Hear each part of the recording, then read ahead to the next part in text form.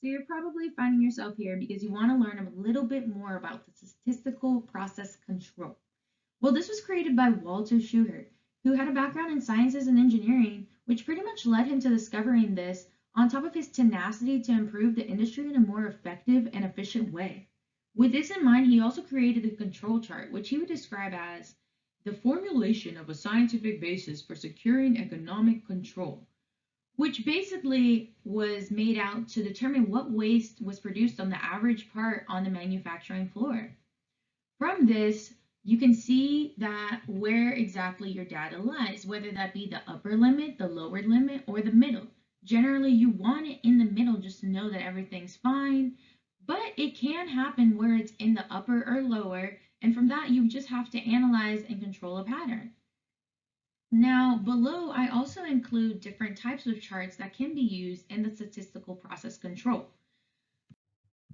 Charts included are a histogram and a scatter plot. Now, both of these can be used in the statistical process control as well because it contributes to data comparisons and comparing different points or bars to your results.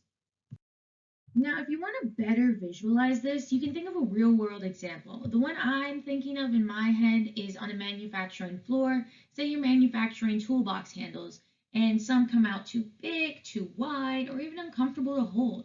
These outliers can be sporadic, but you have to be able to pinpoint where exactly they're coming from and where your issues lie.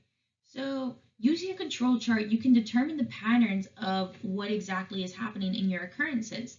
Here I have a control chart that has an upper limit, a lower limit, and a sweet spot in the middle. I've also got some dummy data listed here. Now, if your data is coming out in a pattern and say your toolbox handle is too uncomfortable to hold, you can see that maybe the drill press needs to be recalibrated after 50 cycles. Well, with that pattern, you can later compare it to other data if you have that issue occurring again and then analyze, well, hey, I saw this issue earlier and now I know where to improve on it. Again, this can be produced and applied to different issues that you have on the floor. You just want to make sure that you get your data at one point to this middle point to know that everything is operating fine and you no longer have issues on the floor. This is a good telltale sign and can help you in the future by analyzing the data.